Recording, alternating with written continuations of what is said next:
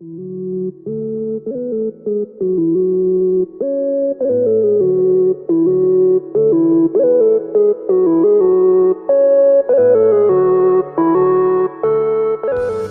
steering is easy to take for granted. You spin the steering wheel and your car turns, right? It's as simple as that.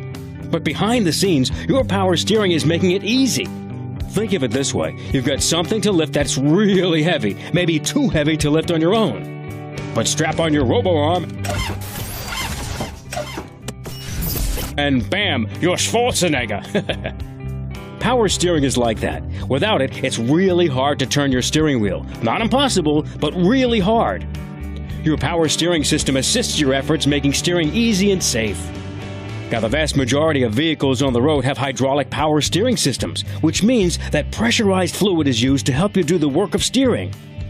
Get this, a pump pressurizes the power steering fluid to provide the boost you need.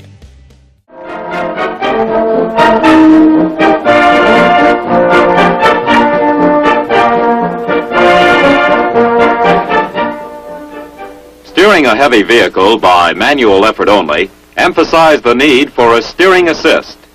This has been accomplished by adding a hydraulic system to the cam and lever steering mechanism. In this film, we will discuss the principles of operation of the hydraulic steering system.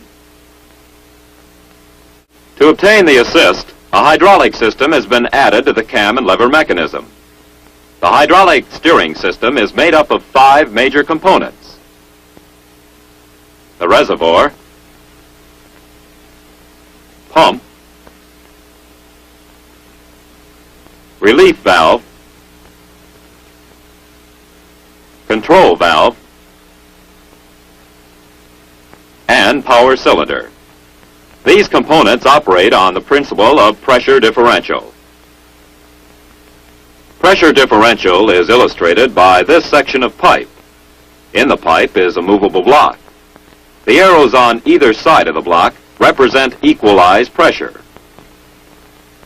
As pressure on one side of the block is increased, a pressure imbalance or differential is created in the pipe, moving the block in the direction of the lower pressure.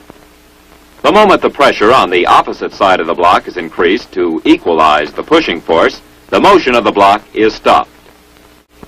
In like manner, as the fluid pressure is increased on one side of the piston will be moved by pressure differential, aiding in steering the front wheels through the steering linkage.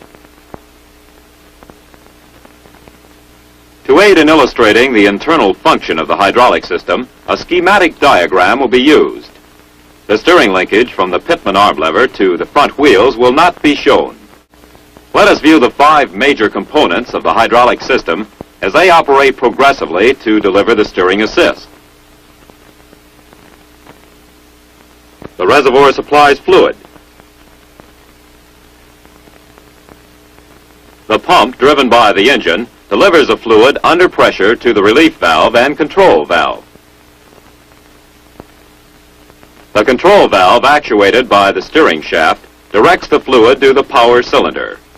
The power cylinder converts hydraulic pressure into mechanical force by means of a piston. The control valve is the heart of the hydraulic steering system. The control valve has a spool which directs and controls the flow of fluid to the power cylinder.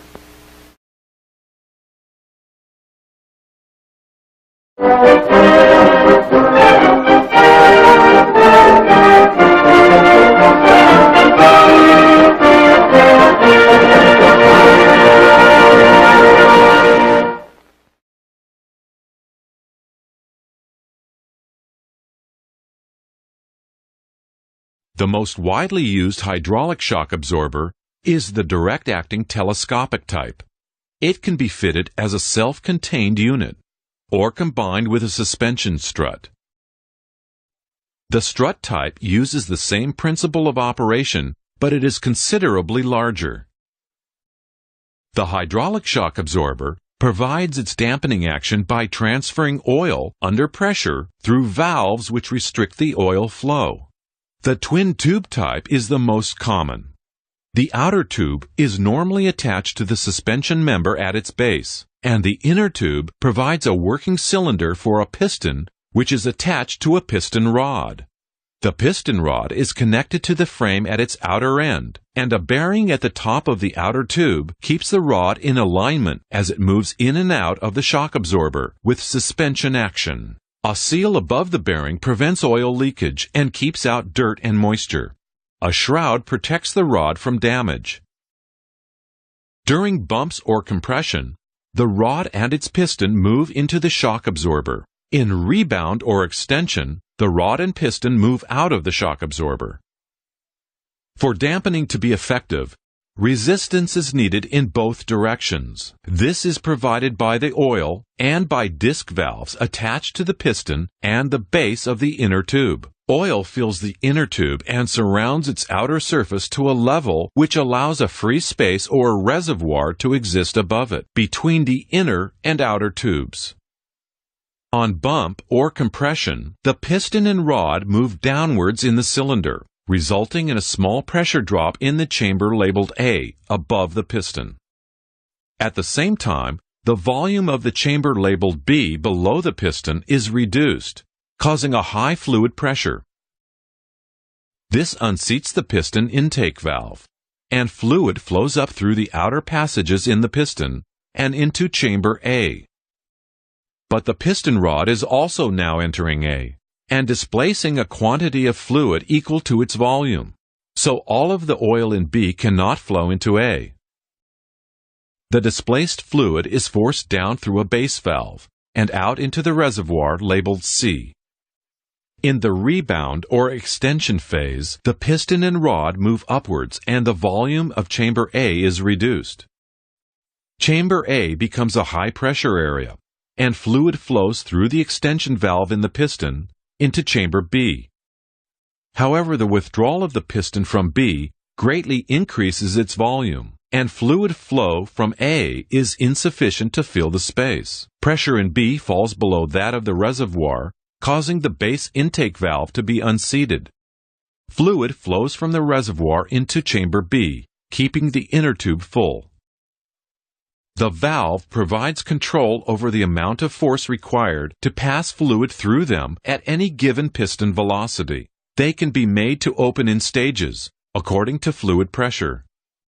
This allows light resistance to motion when the piston moves slowly, and heavy resistance when piston velocity is high. The rapid movement of the piston, continually forcing the oil backwards and forwards through the valves, causes it to heat up, as it absorbs the energy of motion of the spring and converts it into heat. The heat is transferred through the outer tube to the outside air. However, the hotter the oil becomes, the greater its tendency to aerate. Aeration occurs because of the high velocity of the oil as it passes through the small passages in the valves. If the velocity is high enough, air dissolved in the oil comes out of the solution as small bubbles and forms a foam. Aerated oil has a certain amount of compressibility, so it is unable to provide the dampening force previously achieved in the non-aerated condition. The performance of the shock absorber is thus considerably reduced. This effect is called shock absorber fade.